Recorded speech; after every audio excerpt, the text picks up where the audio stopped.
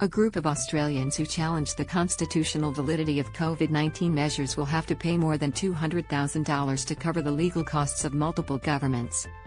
The group was led by New South Wales woman Cienna Knowles, who claims she was non-consensually double-vaccinated.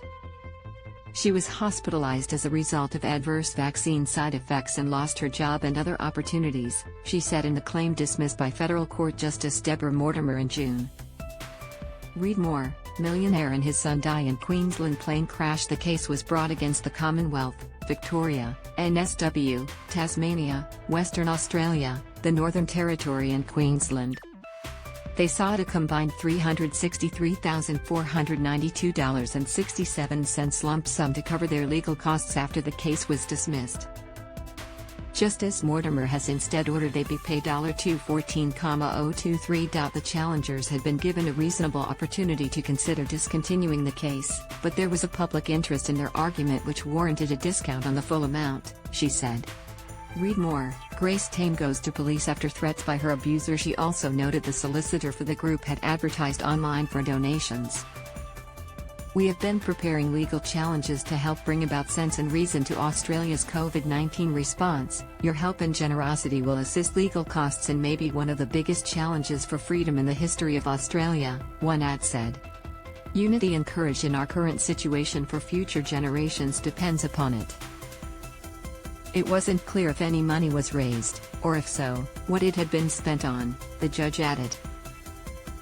Read more. Zombie ice from Greenland will raise sea level 27 centimeters alongside Knowles. Challengers included Melbourne electrical contractor John Harding, who claimed he was unable to work in the construction industry unless he submitted himself to vaccination, and hairdresser Mortimer, who said he could not travel through NSW. Queensland truck driver and businessman Antoine Sandrussi said he submitted himself to vaccination in circumstances that amounted to coercion, and without the giving of prior medical consent. They challenged the validity of lockdown measures and restrictions, arguing they were invalid because they contravened sections of the Constitution or were legally unreasonable. In dismissing the case, Justice Mortimer said it had many flaws. Their case is a general attack on the government response across Australia to the COVID-19 pandemic through the use of a vaccination program, she said.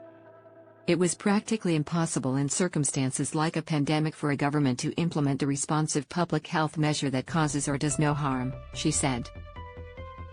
The entire situation involves weighing the potential harm apprehended from the spread of the COVID-19 virus against the impacts on a community of measures designed to minimize that harm, recognizing the harm caused by the virus cannot be avoided altogether, she said.